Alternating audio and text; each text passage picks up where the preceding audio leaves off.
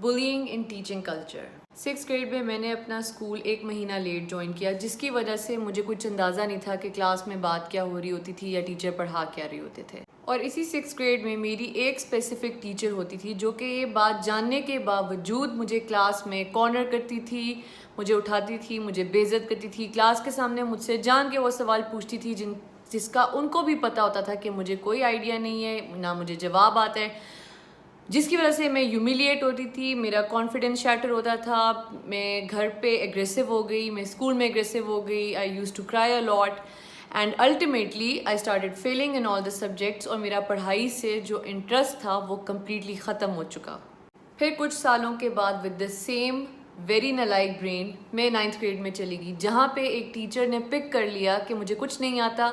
उन्होंने मुझे मेरी वीकनेस से पकड़ा, मुझे अकेले में बैठ के उन्होंने समझाया कि how she can help me overcome this and वो मुझे पढ़ाई में कैसे वापस लेके आएंगी। अल्टीमेटली उनके कॉन्फिडेंस की वजह से मैंने वापस पढ़ना लिखना फिर से शुरू किया and eventually in my 11th grade I got an A grade. ये पॉइंटलेस स्टोरी सुनाने का मकसद शोखी माना नहीं था, but to make you understand कि हाउ एक टीचर का बेहतर रवैया और एक टीचर का बेहतर कॉन्फिडेंस देना एक बच्चे को 0 से कैसे वापस 100% पे ला सकता है।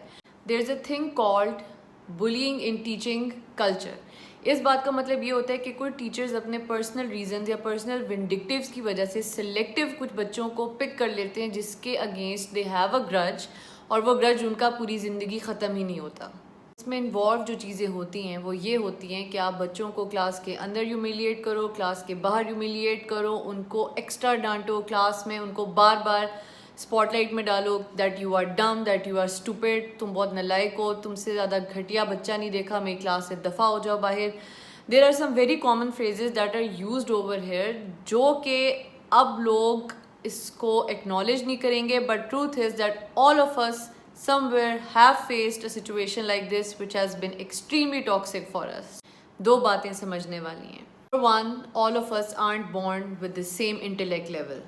इसका मतलब ये कि हम में से आधे बच्चे पढ़ाई में बहुत स्मार्ट होते हैं, आधे बच्चों की स्किल्स बहुत अच्छी होती हैं, आधे ड्रामेटिक्स में अच्छे होते हैं, आधे स्पोर्ट्स में अच्छे होते हैं। ज़रूरी नहीं है कि हर बच्चा एकेडमिकली बहुत अच्छा हो। This is a very common fact that not all of us are born with the same brain. Academics हमारी लाइफ का बहुत इंपॉर्टेंट हिस्सा होता है और जो कि टीचर्स का फ़र्ज़ है, उनका हक है to scold us and tell us कि हम लोग कहाँ नहीं पढ़े और कहाँ हम गलती करें, but everything has a very adequate procedure to move forward. You cannot constantly humiliate a child in front of thousands of people और फिर आप एक्सपेक्ट करो कि वो पढ़ाई करे।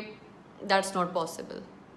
जब आप आइडेंटिफाई कर लेते हैं कि एक बच्चा पढ़ाई में तेज़ नहीं है ज़्यादा, द राइट प्रोसीजर इज़ कि आप उसको एक्स्ट्रा क्लासेस दें, आप उसको अकेले बिठाएं, उससे एक ऐसे इन्वायरमेंट में बात करें जहां पर बाकी बच्चे नहीं मौजूद होते, सो दैट वो आपके साथ एक बहुत कंफर्ट जोन में आ जाए। And ultimately because I have gone through it, मैं ये बात जानती हूँ कि जब मुझे एक पर्सनल स्पेस दे दी गई थी और एक कंफर्ट जोन बना दिया गया था, I had more faith in my teacher, I was more confident, and that is how I ultimately progressed.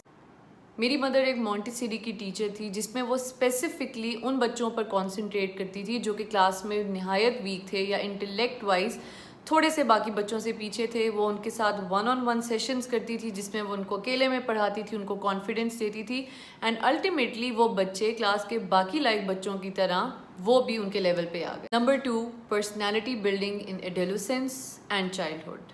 ये जो चाइल्डहुड और टीनेज का टाइम होता है, ये एक इंसान का बहुत ही निहायत सेंसिटिव टाइम होता है जिसमें उसकी सारी character and personality building up होती है, और ये वो टाइम होता है जिसमें डिटरमिन होता है कि एक बच्चा अपनी फ्यूचर में किस किस्म का रवैया रखेगा और वो अपनी ज़िंदगी किस तरीके से चलाएगा। अगर आप बच्चों को उनको इनकी इस सेंसिटिव एज में टारगेट करते हैं, उससे उनके अंदर एग्रेशन आती है, as I mentioned lower confidence, वो घर के अंदर बदतमीज़ी करते हैं, वो स्कूल्स में बदतमीज़ी करते हैं। It's difficult for them to get out of their beds to come to school. They cry a lot, they cry in schools, they have trouble making friends, they have trouble talking, they have trouble interacting with anybody at all, and as usual वो पढ़ाई में बिल्कुल zero हो जाते हैं। As student से हमारा फ़र्ज़ बनता है कि हम अपनी टीचर्स की रिस्पेक्ट करें, टीचर्स का जो एक स्टेटस है दुनिया में वो सबसे ऊंचा है. इवन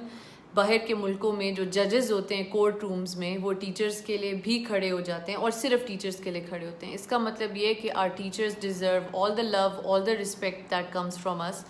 उनका हमारी लाइफ में एक बहुत पॉजिटिव रोल होता है, वो हमारी ग्रोथ का एक बहुत बड़ा हिस्सा होते हैं. So next time also as students if you are disrespecting a teacher, please also think کہ وہ بہت محنت کر کے آپ لوگوں کے سامنے کھڑے ہوتے ہیں, and it takes a lot of confidence, it takes a lot of courage to speak in front of so many students and to not make a mistake, and also because وہ لوگ ایک ایک لفظ کے لیے responsible ہوتے ہیں. So آپ لوگوں کا یہ فرض بنتا ہے that you just give them the respect that they deserve, which in all honesty you don't.